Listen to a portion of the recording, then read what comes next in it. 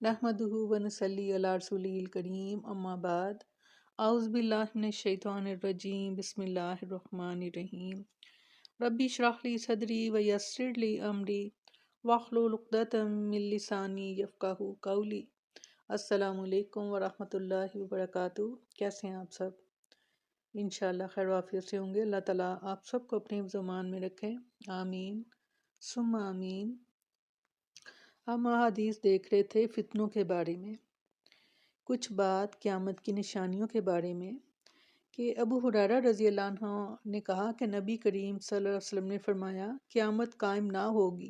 یہاں تک کہ ایک شخص دوسرے کی قبر کے پاس سے گزرے گا اور کہے گا کاش میں اسی کی جگہ ہوتا۔ استغفار۔ ایک ایسا سخت وقت کہ جب لوگ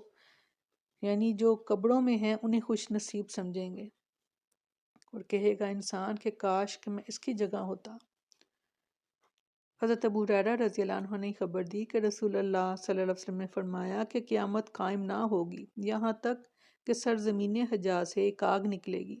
اور بصرہ میں اونٹوں کی گردنوں کو روشن کر دے گی۔ ان سے ابو ہریرہ رضی اللہ عنہ نے بیان کیا کہ رسول اللہ صلی اللہ علیہ وسلم نے فرمایا کہ ان قریب درائے فرات سے سونے کا ایک خزانہ نکلے گا، بس جو کوئی وہاں موجود ہو وہ اس میں سے کچھ نہ لے۔ ابو ہریرہ رضی اللہ عنہ نے رسول اللہ صلی اللہ علیہ وسلم سے روایت کیا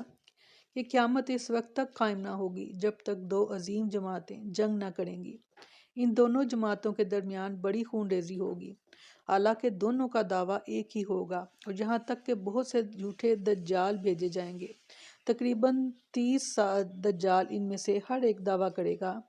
کہ وہ اللہ کا رسول ہے، نعوذ باللہ، اور جہاں تک کہ علم اٹھا لیا جائے گا اور زلزلوں کی کثرت ہوگی اور زمانہ قریب ہو جائے گا اور فتنے ظاہر ہو جائیں گے، حرج بڑھ جائے گا، حرج سے مراد قتل ہے، یہاں تک کہ تمہارے پاس مال کی کثرت ہو جائے گی بلکہ بہہ پڑے گی، اور یہاں تک کہ صاحب مال کو اس کا فکر دامنگیر ہوگا کہ اس کا صدقہ قبول کون کرے، اور جہاں تک کہ وہ پیش کرے گا لیکن جس کے سامنے پیش کرے گا وہ کہے گا مجھے اس کی ضرورت نہیں، اور یہاں تک کہ لوگ بڑی بڑی عمارتوں میں آپس میں فخر کریں گے، ایک سے بڑھ کر چڑھ کر عمارتیں بنائیں گے، اور جہاں تک کہ ایک شخص دوسرے کی قبر سے گزرے گا اور کہے گا اے کاش میں اس کی جگہ ہوتا، اور جہاں تک کہ سورج مغرب سے نکلے گا، بس جب وہ اس طرح طلوع ہوگا اور لوگ دیکھ لیں گے تو سب ایمان لے آئیں گے،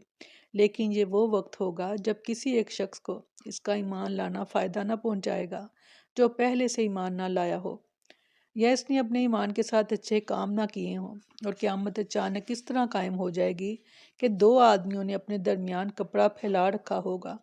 اور اسے ابھی بیچ نہ پائے ہوں گے کہ نہ لپیٹ پائے ہوں گے، اور قیامت اس طرح برپا ہو جائے گی کہ ایک شخص اپنی اونٹنی کا دودھ نکال کر واپس ہوا ہوگا کہ اسے کھاس میں نہ ڈالا ہوگا، اور قیامت اس طرح قائم ہوگی کہ وہ اپنے حوض کو درست کر رہا ہوگا اور اس میں سے پانی بھی نہ پیا ہوگا، اور قیامت اس طرح قائم ہو جائے گی کہ اس نے اپنا لقمہ منہ کی طرف اٹھایا ہوگا اور اب اسے کھایا بھی نہ ہوگا۔ فرمایا کہ آنکھ جھپکنے سے پہلے جب قیامت آئے گی تو وہ آنکھ جھپکنے سے بھی پہلے۔ اللہ تعالیٰ سے دعا ہے کہ اللہ تعالیٰ ہم سب کو اس کی سختیوں سے، اس کے فتنوں سے محفوظ رکھے، آمین ثم آمین۔ السلام